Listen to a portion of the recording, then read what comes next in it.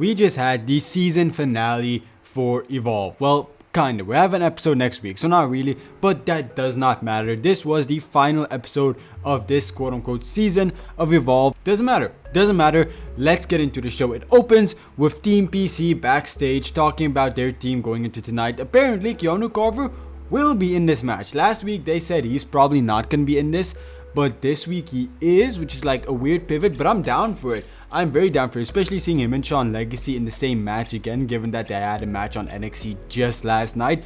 Was pretty cool. And then the newest member of Team PC, Cyrus. That's it. Nothing else, just Cyrus. You know, cool. We're gonna talk about him later because he makes his debut, but like, okay, interesting. He looks fine, but again, that is safe for the main event, which we'll get to soon. However, the opening match for tonight is Xena Sterling versus Tyra May Steele. I believe this was the finale for LFG Season 1, so we're having a rematch of that, and it's just a squash match for Tyra May Steele. She dominates this entire match. It wasn't even a question. She ends it with a spear, suplex, bridge into a pin, and she picks up the victory. So outside, she says that she is going to get ready because her next goal is to just get some candy and then sit next week in the VIP section and watch the match between Kendall Gray and PJ Vasa for the Evolve Women's Championship. So it seems like she's going to go after whoever wins that. And you know, makes sense. She's an NXT talent coming down to Evolve.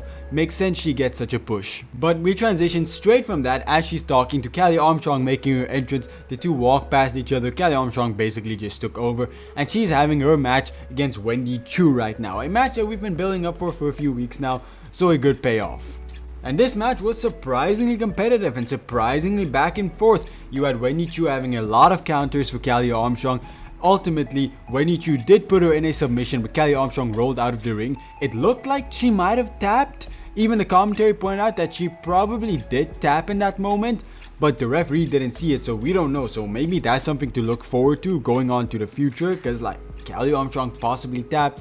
But it doesn't matter. Rolling to the outside, breaking up the submission was all Callie Armstrong needed, and she managed to pick up the victory over Wendy Chu. So it seems like Callie Armstrong is back, which sucks because I really like the idea of like her having to find herself, but it seems like we're just ditching that whole storyline. Or well, maybe we're continuing it with the fact that she might have tapped. Who knows? We're gonna see. I'm excited to see this story progress because like, you have me thinking now. Harlem Lewis then also cuts a promo on Brooks Jensen. He does not like Brooks Jensen. He thinks Brooks Jensen is entitled because he was born into wrestling and he wants to end Brooks Jensen. Yes, Harlem Lewis, please end him. Beat his ass so bad he gets released. Okay, not really. Like, I don't want anybody to lose their job, but maybe just like put him on a short like 6-year hiatus or something. And then before we head into the main event, yes, a short episode, but the main event was pretty much half the show. We'll talk about that a bit a lot. Team ID is sitting backstage talking to each other. They're met by Swipe Right and they have a bit of a pre-game discussing what their plans are for the main event, the 5-on-5 style match. But then everybody leaves and Swipe Right and Jackson Drake stay behind, saying that after tonight, they're not going to help, they're not going to continue carrying Team ID on their back anymore. That does have a major effect in the main event, which we are at now. Let's talk about the main event. 5-on-5. It is Team ID, which is Aaron Rourke, Mike Cunningham, Sean Legacy, and Swipe Right, going up against Cam Hendricks, Braxton Cole, Harley Riggins, Keanu Carver, and Cyrus. You know, what an awful name, Cyrus. I'll get used to it, but man, I love how they gave Keanu Carver his own entrance though, made him seem different than anybody else. That was really good.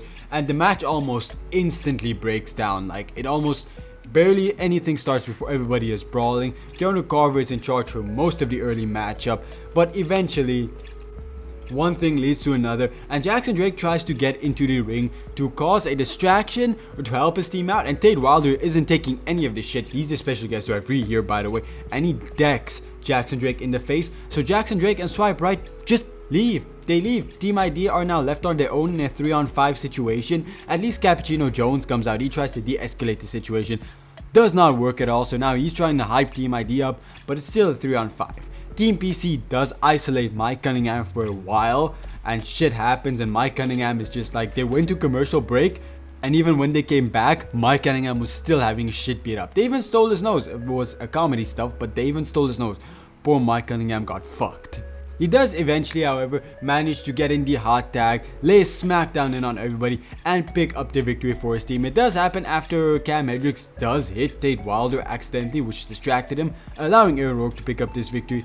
Regardless, doesn't matter all that much. It is Aaron Rourke who picks up the victory. So a really good match. I think I didn't know what was gonna happen during this match, but as soon as Vanity Project left, I should have known that it was probably going to be Team ID who pick up the victory, but I was really invested in this match and I didn't know where it was going to go. And then we have a sweet moment after the match where Cappuccino Jones grabs the microphone. He says that he's going to go after Jackson Drake, but that's not for tonight, that's for next week. And for tonight, they say goodbye to Sean Lexi, who's getting called up to NXT, so they give him a massive farewell since he was one of the first people signed to ID, some of the first people on Evolve actually. So they gave him a big farewell. They made him give a super Sean Legacy speech, or like a super speech, and he thanked everybody. I don't know if this was planned or not planned. Was probably planned. Either way, it was a really sweet moment and a really good way to send off this season of Evolve, I think. And given that we're at the end now, if I had to give tonight's show a rating, I'm gonna give it a 9 out of 10. It was a really great show. I don't think I can give it a 10 out of 10. But overall, as a final episode of the season, especially the main event and that final moment, I think it was a very good way to send us off. And I really enjoyed this episode of Evolve tonight. So definitely a 9 out of 10. And if you like this kind of review, please like, subscribe. I cover NXT, TNA, and Evolve every single week. Along with that, we have a podcast with PUWF, which is tune in. We talk about Evolve for about an hour, 2 hours every single week. Tonight, I'm actually the host of that. So if you're watching this, you should tune in because I'm going to host it. Not going to be very good, but I'm going to try my best. So yeah, leave a like, subscribe, do all that YouTube things, and I hope to see you again soon. Goodbye, everyone.